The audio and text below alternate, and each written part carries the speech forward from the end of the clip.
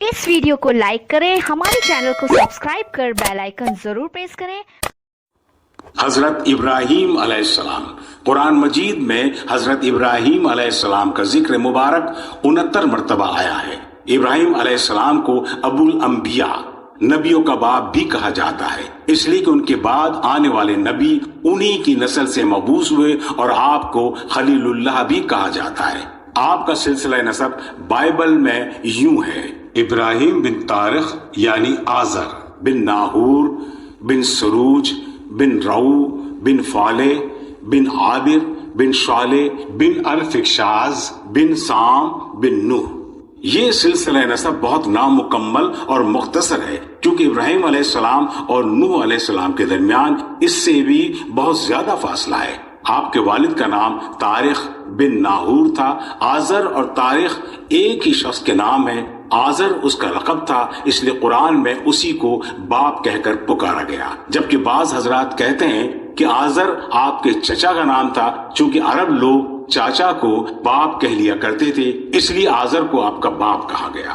آپ جنوبی عراق میں کوفے کے علاقے کوسا میں پیدا ہوئے۔ بعض آپ کی جائے پیدائش بابل یا الورقہ بتاتے ہیں۔ ابراہیم علیہ السلام کی قوم بت پرست تھی۔ جب حضرت ابراہیم علیہ السلام پر بتوں کا باطل ہونا اور اللہ کی وحدانیت آشکارا ہوئی تو انہوں نے سب سے پہلے اپنے والد آزر کو اسلام کی تلقین کی اور انہیں خوب نصیحتیں کی، لیکن باپ پر ان نصیحتوں کا کچھ اثر نہیں ہوا، بلکہ ابراہیم علیہ السلام کو ڈرانا دھمکانا شروع کر دیا کہ اگر تو بتوں کی برائی سے باز نہ آیا تو تجھے سنسار کر دوں گا۔ جب ابراہیم علیہ السلام مایوس ہو گئے تو باپ کے ساتھ رہنا چھوڑ دیا، پھر قوم کے سامنے وحدانیت کی دعوت کو عام کیا اور پھر بادشاہ وقت نمرود سے مناظرہ کیا اور اس پر واضح کیا کہ عبادت کے لائق صرف اللہ وحدہ لا شریک لہ کی ذات ہے۔ اس کے باوجود قوم حق قبول کرنے سے منحرف رہی اور نمرود نے ایک بہت بڑی آگ جلا کر اس میں ابراہیم علیہ السلام کو ڈالنے کا حکم دیا، مگر ابراہیم علیہ السلام کے لیے اللہ تعالیٰ نے اس آگ کو ٹھنڈی اور سلامتی والا بنا دیا اور دشمن اپنے ناپاک ارادوں کے ساتھ ذلیل اور رسوا ہو گئے۔ یہ واقعہ کوسا شہر میں پیش آیا۔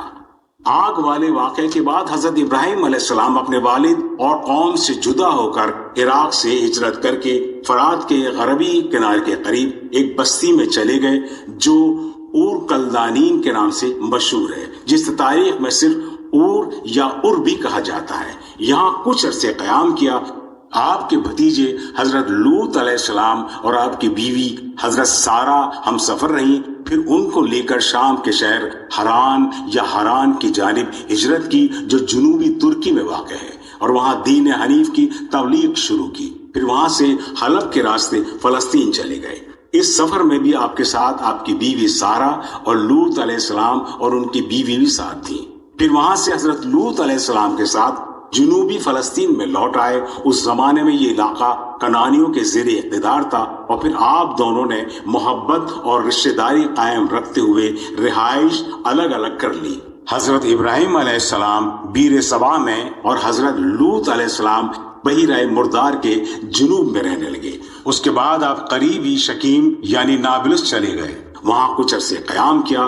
اس کے بعد غرب کی جانب بڑھتے رہے حتیٰ کہ مصر جا پہنچے، اور یہاں حضرت ہاجرہ سے شادی کے بعد ان کے ساتھ ہجرت کر کے مکہ مکرمہ چلے گئے۔ ان کے ساتھ ہجرت کر کے مکہ مکرمہ چلے گئے اور ان کے ساتھ ان کے شیرخوار حضرت اسماعیل علیہ السلام بھی تھے۔ حضرت ابراہیم علیہ السلام ان دونوں کو مکے کی اس بے آب گیا خشک وادی میں ٹھہرا کر واپس چلے گئے۔ پھر وہاں زمزم کا چشمہ پھوٹا اور پھر کدا کے راستے سے بنو جرہم وہاں آ کر آباد ہوئے، اور وقتاً فوقتاً آپ یہاں ان سے ملنے تشریف لایا کرتے تھے۔ حضرت ابراہیم علیہ السلام فلسطین کے شہر الخلیل یعنی حبرون میں فوت ہوئے اور وہیں آپ کی تدفین ہوئی۔